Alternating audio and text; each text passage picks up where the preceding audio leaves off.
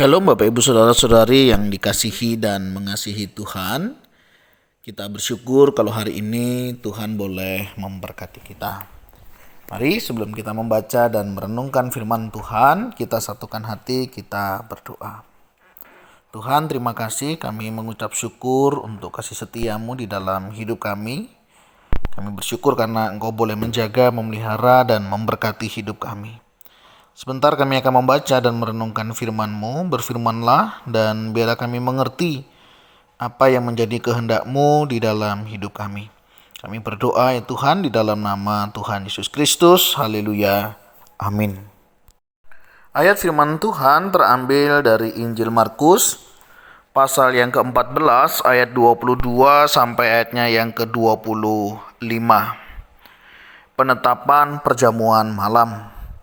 Dan ketika Yesus dan murid-muridnya sedang makan, Yesus mengambil roti, mengucap berkat, memecah-mecahkannya, lalu memberikannya kepada mereka dan berkata, "Ambillah, inilah tubuhku."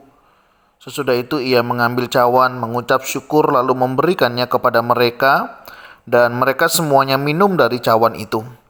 Dan ia berkata kepada mereka, "Inilah darahku, darah perjanjian yang ditumpahkan bagi banyak orang. Aku berkata kepadamu, sesungguhnya aku tidak akan minum lagi hasil pokok anggur sampai pada hari aku meminumnya, yaitu yang baru dalam kerajaan Allah." Amin. Demikianlah firman Tuhan. Mari kita merenungkannya.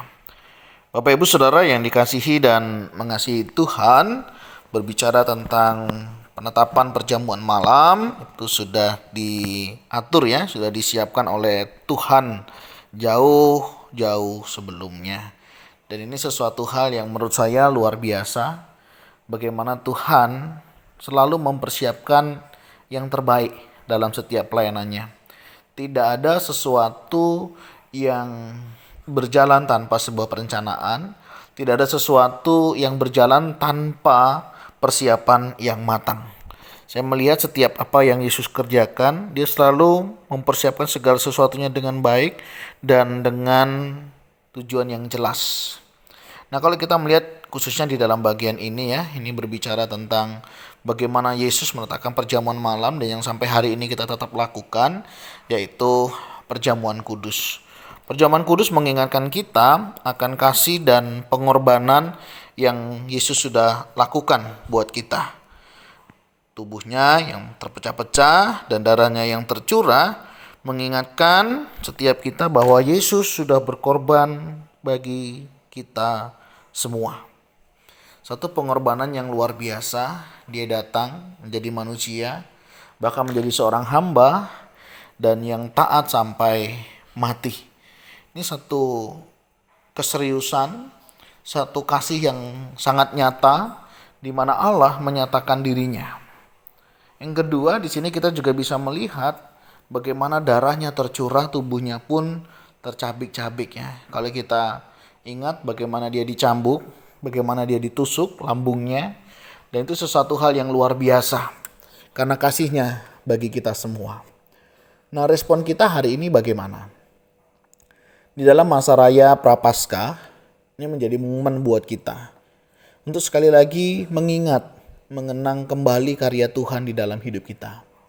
Dia sudah mati bagi kita. Pertanyaannya, maukah kita hidup bagi Dia? Hidup bagi Dia berarti segala sesuatunya, fokus tujuan hidup kita hanya untuk kemuliaan bagi nama Tuhan. Tidak lagi kita mementingkan diri kita sendiri, tapi kita lebih mementingkan apa yang Allah anggap itu penting. Mikirkan bagaimana kita hidup sesuai dengan firman-Nya dan tentunya melakukan sesuai dengan kehendak-Nya dan juga caranya. Hari-hari ini bagaimana dengan iman kita? Apakah kita sudah hidup bagi Tuhan? Sudahkah setiap tujuan hidup kita arahkan untuk kemuliaan bagi nama Tuhan?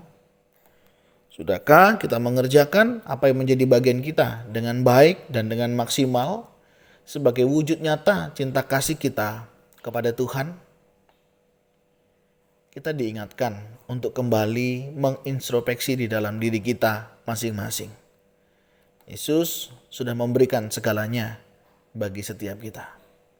Maukah Bapak Ibu Saudara juga memberikan segalanya kepada Tuhan?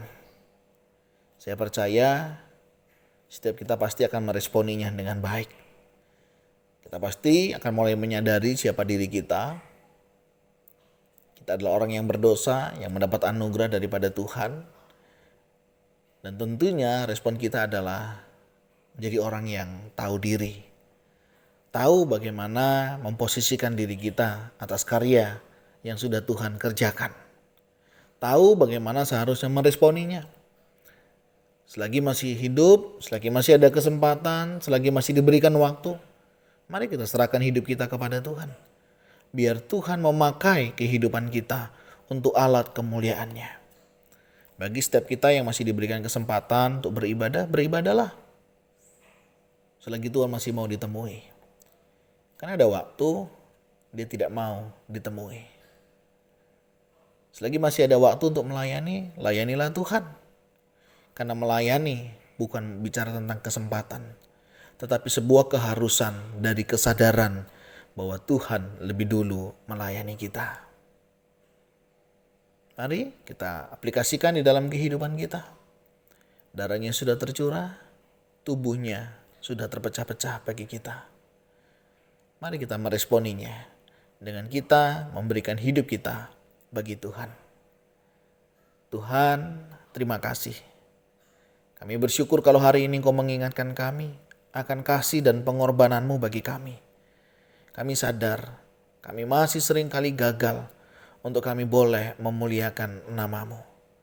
Tapi hari ini kami diingatkan kembali, Engkau yang sudah mati bagi kami, biarlah kami juga mau hidup bagi-Mu.